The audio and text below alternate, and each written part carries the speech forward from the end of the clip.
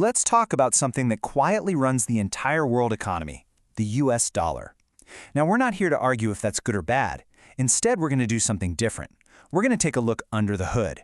Based on some fascinating work by Sun Yu, we're going to demystify it to show you the hidden plumbing that makes the whole system tick. Okay, so right off the bat, we're faced with this huge puzzle. Look at these two charts. On the left, you can see that the U.S. slice of the world's economic pie has been shrinking for 2 decades. But then look at the right. The dollar's role in global finance is, well, it's completely dominant.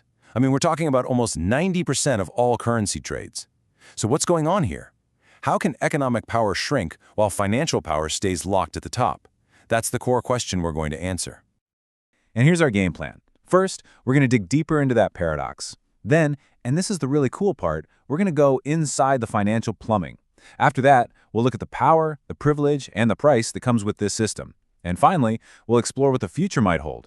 Think slow evolution, not some big revolution. So, let's start with that big question. Why on earth does the dollar seem to defy the laws of economic gravity? You know, the usual answers you hear just don't quite add up when you look at the data we just saw. And this right here is the key. The research we're looking at argues that it's not just about having a big military or a good credit rating.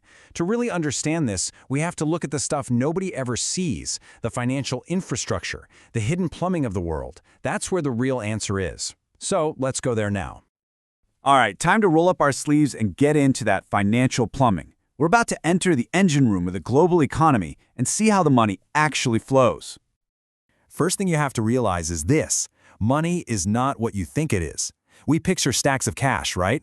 But physical notes and coins, that's just the tiny tip of the iceberg. Less than 5%. The vast majority, over 95% of all money, isn't physical. It's just a digital record, an entry on a bank's computer server. Think about that. Money today is basically data. So if it's all just data, where does it come from? Now, this is the mind-blowing part. It's not printed by a government. It's typed into existence by commercial banks. When you get a loan, the bank doesn't take someone else's savings and give it to you. Nope, they just type new numbers into your account. That new deposit is brand new money, created out of thin air. This is the absolute foundation of how everything works. So you've got 2 different worlds of money living side by side. You have our world, the world of deposits, where we pay each other, but then there's the bank's world. For them to pay each other, they use a totally separate, wholesale kind of money called reserves. And these reserves live in accounts at the country's central bank. It's an exclusive, closed-loop system just for them. Okay, that makes sense for money moving around inside one country. But what happens when money needs to jump across an ocean? How does a bank in South Korea pay a bank in Brazil? How does that plumbing actually work? And boom, here's the answer. On a global scale, the U.S. Federal Reserve becomes the central bank for the world's dollars. Central banks from all over the globe, Korea, Japan, Europe, you name it, they all keep accounts at the Fed. So when dollars get sent internationally, nothing physically moves. It's just the Fed changing numbers on its own internal spreadsheet. Literally, all roads lead to the Fed. Let's make this super simple. Say a company in Brazil wants to buy some electronics from a company in Korea. The payment goes from a Brazilian bank to the Central Bank of Brazil. That central bank then sends a message to the New York Fed saying, hey, take money from our account and put it in the Bank of Korea's account. The Fed updates the ledger, done, payment complete. And here's the wild part. Not a single dollar ever left the United States. And here is the absolute bedrock of the whole system. This isn't just an idea or a concept in the cloud. The entire global dollar payment system runs on physical hardware, computer systems like Fedwire and chips, and all of that critical hardware is physically located on U.S. soil. Every single international dollar transaction on planet Earth gets finalized through this network right inside the U.S. This is the heart of the plumbing. So, we've seen the pipes. Now let's talk about what it actually means to be the one controlling all of it.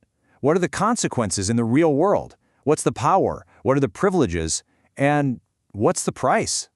Well, this control gives the U.S. something that's famously been called an exorbitant privilege. It breaks down into 3 things. First, America can buy cars from Germany or oil from Saudi Arabia simply by creating more of its own currency. Second, it borrows money in its own currency, so it never has to worry about its debt suddenly becoming more expensive. And third, because everybody needs dollars, they buy U.S. government bonds, which acts like a permanent discount coupon for U.S. borrowing.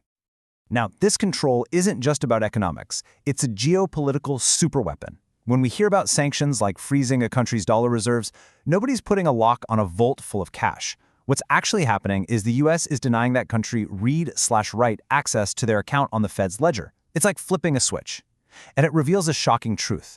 Other countries don't truly own their dollar reserves. They hold an IOU from the US, an IOU that can be canceled at any time.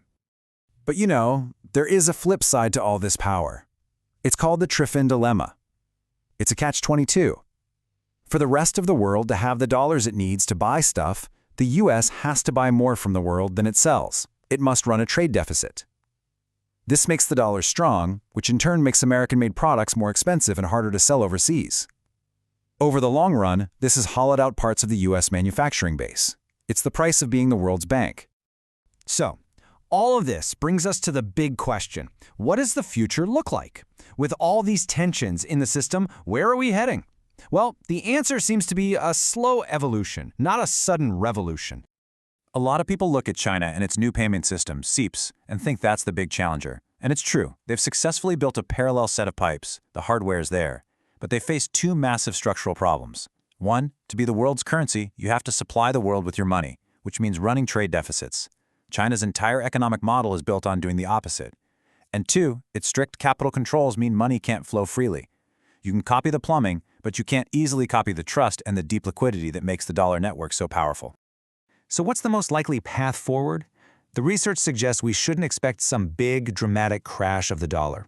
In the short term, its network effects are just too powerful. There's really no alternative. But in the long term, using sanctions as a weapon is pushing more and more countries to find workarounds. The probable future is a slow, gradual drift away from a single dominant currency and toward a more multipolar world, with regional blocks based around the dollar, the euro, and the yuan. All right, let's boil this all down. If you remember just 3 things, make it these. 1. Modern money is not cash, it's a digital entry on a US-controlled ledger. 2. The ultimate source of power in this system is the ability to edit that ledger. And 3. The future isn't a sudden dollar collapse, but a slow drift to a more fragmented, multipolar currency world. And that leaves us with one final, big question to chew on. For all its problems, the dollar system provided a kind of stability for the global economy.